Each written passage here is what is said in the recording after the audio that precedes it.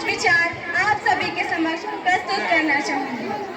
भारत देश आजाद तो है, लेकिन मैं आप सभी से पूछना चाहूंगी कि करेंसी पर बापू की फोटो, लाल किले पर तिरंगा, सड़क पर भारत माता की जय और स्कूलों में विंध्य हिमाचल यमुना गंगा।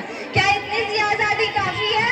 क्या सिर्फ इतनी सी आजादी के लिए वो जनेऊधारी अकेला कंपनी बाग में ब्रिटिश सेना से लड़ गया था और वो 23 साल का सरदार रंग दे बसंती गाकर फांसी चढ़ गया था? क्या सिर्फ 1.5 गज कपड़े की खातिर नेताजी ने हिटलर को आंख दिखाई थी और बापू ने क्या सिर्फ नोट पे छपने के लिए सीने में गोलियां खाई थी? तब लोग देश के लिए मर जाते थे, मिट जाते थे, फांसी चढ़ जाते थे, क्योंकि तब देश बलिदान मांगता था। किंतु आज मेरे विचारों में जो व्यक्ति अपना काम पूरी ईमानदारी, पूरी मेहनत, पूरी लगन से करे, वही सच्चा देशभक्त है।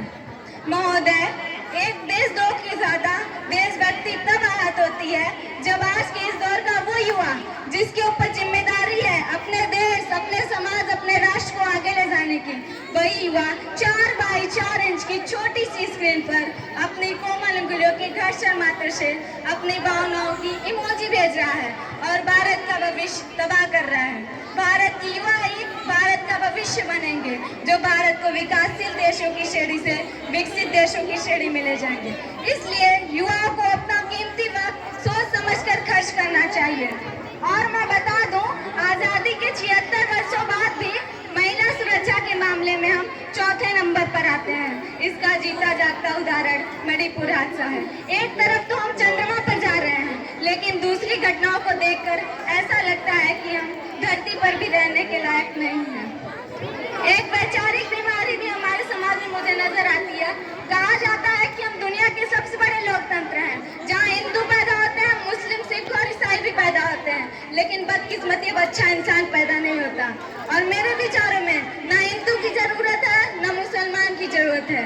राष्ट्र निर्माण के लिए केवल अच्छे इंसान की जरूरत है, केवल अच्छे इंसान की जरूरत है। अंग्रेज भारत से चले तो गए, लेकिन उनकी रणनीति डिवाइड एंड रूल को हम आज भी ढो रहे हैं। आज भी हिंदू और मुसलमान के नाम पर दंगे खत्म नहीं हुए हैं। हाल ही में हुए गुरुग्राम नूह हादसे के बारे में तो सभी ने सुना ही होगा। जरा सोच कर तो देखिए, ये पेड़ पौधे और शाखाएं भी परेशान हो जाए जब परिंदे भी हिंदू और मुसलमान हो जाए, जब परिंदे भी हिंदू और मुसलमान हो जाए। इसी तरह कई किस्म की बीमारियां हमारे समाज में हैं और इन बीमारियों का जड़ है भारतीयों में एकता का भाव। और मेरे विचारों में जब तक भारत में जात, धर्म, लिंग और मजहब को लेकर विवाद होते रहेंगे, तब तक ना तो इस देश से दंगे खत्म होंगे और ना ही हमारा राष्ट्र निर्माण संभव होगा। मेरे विचारों में हमारा राष्ट्र निर्माण तब संभव होगा जब इस देश में महिलाओं की पूजा नहीं, उनकी इज्जत की जाएगी। राष्ट्र निर्माण तब संभव होगा जब हम जात आरक्षण पर नहीं, सामाजिक सशक्तिकरण पर बात करेंगे। राष्ट्र निर्माण तब संभव होगा जब स्वच्छ भारत अभियान में केवल सरकार ही नहीं, सड़क पर चलने वाला हर एक नागरिक हाथ बटाएगा, स्वच्छ भारत, स्वस्थ भारत को दिल से अपनाएगा। असल मायने में हमारा राष्ट्र निर्माण तब संभव होगा जब सरकारी स्कूल की चौखट पर गरीब का बच्चा मध्याह्न भोजन के लिए नहीं, ज्ञानार्जन के लिए कदम रखेगा।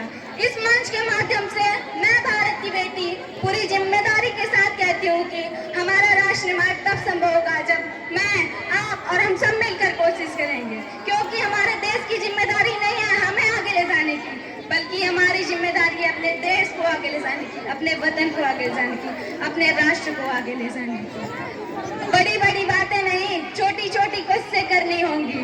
और मैं सल्यूट करना चाहूंगी सरहद पर दिन रात हमारी रक्षा के लिए खड़े उस जवान को, इस देश की पुलिस, प्रशासन और किसान को, जिनके बिना राष्ट्र निर्माण की कल्पना करना भी असंभव सा लगता है।